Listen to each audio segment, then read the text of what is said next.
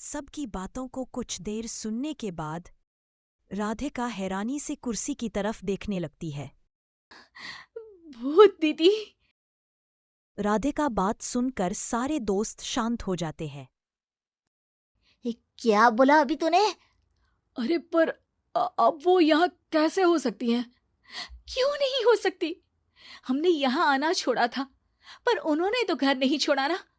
और याद करो, ऐसे बेड के पास कप रखना और कुर्सी को कमरे के बीच में रखना, ये सब वही तो करती थी। ये तुम दोनों किसकी बात कर रहे हो? अरे जो भी हो, कुछ अच्छा तो बिल्कुल नहीं लगता। अब देखो, डरने की कोई जरूरत नहीं है। वो सालों से इस घर में रहने वाली भूत दीदी है। वो बचपन से ही हमारे यहाँ आने पर एक बड़ी बहन की तरह हम दोनों का ख्याल रखती हैं। ओए, पगला गया है क्या? शिल्पा, मुझे यहाँ नहीं रहना, तू भी मेरे साथ ही चल। ये दोनों तो पागल हो गए हैं। जहां मनोज डर से वापस जाने की बात कर रहा होता है, वहीं शिल्पा अपने फोन में बिजी होती है। क्या तुम्हें यहाँ की सिचुएशन समझ में नहीं आ रही जो फोन में लगी हो? जिसे जो करना है करो, मैं तो जा रहा हूँ। मनोज हड़बड़ाहट में अपने कमरे की तरफ जाता है, जिसके साथ राधिका और मोहन भी उसे रोकने के लिए पीछे पीछे जाते हैं। लेकिन शिल्पा, वो तो अभी भी फोन में लगी रहती है। कुछ देर बाद जब वो तीनों दोबारा हॉल में वापस आते हैं, तो शिल्पा को सबके पैक्ड बैग्स के साथ देखकर हैरान रह जाते हैं। ये सब क्या है शिल्पा? यहाँ हम इसे समझा रहे हैं और तुम हमारे बैग्स भी पैक कर कर लेकर आई। अरे आखिर में फोन से बाहर निकलकर कुछ किया तो सही इसने। दोस्तों देखो, कल से हम यहाँ हैं। भूत दीदी ने कुछ किया नहीं ना? फिर डर क्यों रहे हो?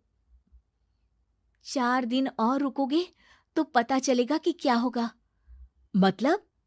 इस पर शिल्पा उन तीनों को फार्म हाउस से बाहर लाकर फोन में पुरानी न्यूज का आर्टिकल दिखाती है।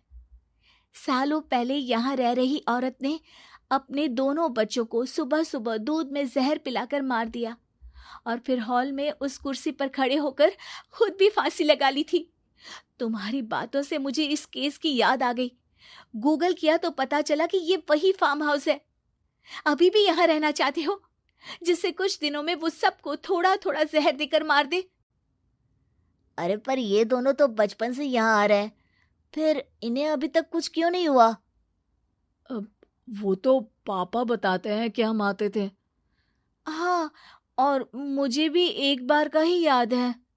वाह, और कहानियां तो ऐसे सुना रहे थे जैसे सदियों से यहीं रहते हो।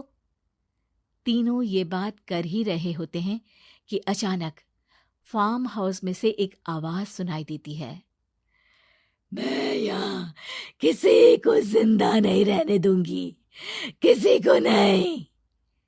बस ये सुनने की देर ही होती है कि चारों डर से कांपते हुए तुरंत कार में बैठकर वहां से भाग जाते हैं।